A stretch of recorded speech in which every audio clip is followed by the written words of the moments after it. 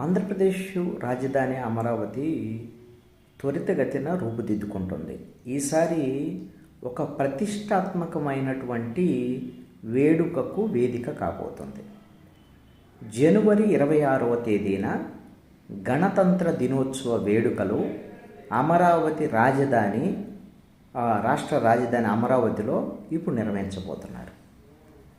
ఇది రాజధానికి సంబంధించి అమరావతి ప్రతిష్టను మరింత పెంపొందించేటువంటి కార్యక్రమం అనటంలో ఎటువంటి సందేహం లేదు. ఈ గణతంత్ర దినోత్సవ వేడుకలని ఇప్పుడు మొన్ననే నిర్మించినటువంటి సిఆర్డిఏ కార్యాలయం ఉంది. దాని వెనక భాగంలో ఎమ్మెల్యేలు, ఎమ్మెల్సీలు వీళ్ళకి సంబంధించినటువంటి భవన సముదాయం ఇప్పటికే నిర్మాణం జరిగి ఉంది.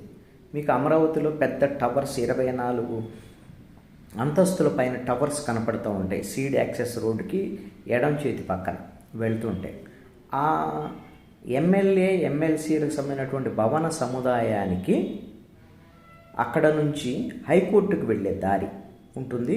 అక్కడ హైకోర్టుకు వెళ్ళే దారిలో కుడివైపున 22 ఎకరాల్లో ఈ విధమైనటువంటి గణతంత్ర వేడుకలు నిర్వహించేటువంటి విధంగా మొత్తం ఏర్పాట్లు చేస్తున్నారు.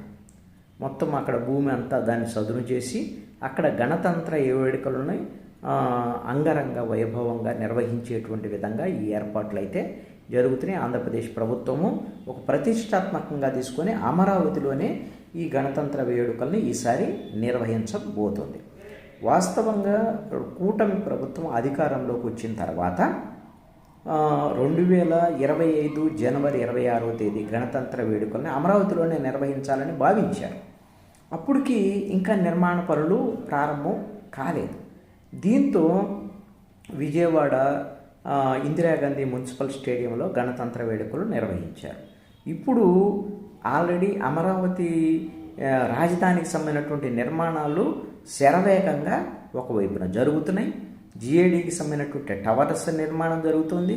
ఇంకొక వైపున మొత్తము అమరావతికి సంబంధించి సీడ్ యాక్సెస్ రోడ్డు, అదేవిధంగా ఈ సీడ్ యాక్సెస్ రోడ్లన్నీ కూడా నేషనల్ హైవేలు కలపడానికి ఇవన్నీ కూడా పనులు జరుగుతున్నాయి. దీంట్లో భాగంగా అమరావతి ప్రాంతం డెవలప్మెంట్కి సంబంధించి అందరూ రాష్ట్ర ప్రజలందరూ ఒకసారి చర్చించుకునేటువంటి విధంగా ఈ గణతంత్ర వేడుకలు ఇప్పుడు అమరావతిలోనే కరెక్ట్గా హైకోర్టుకి ఎదురు భాగంలో ఉండేటువంటి ప్రాంతంలో 22 ఎకరాల్లో అత్యద్భుతంగా ఈ గణతంత్ర వేడుకలని నిర్వహించబోతున్నారు. గణతంత్ర వేడుకలకి ముఖ్య అతిథిగా గవర్నర్ వస్తారు. అదేవిధంగా ముఖ్యమంత్రి, డిప్యూటీ సీఎం, మంత్రులు అందరూ కూడా హాజరవుతారు.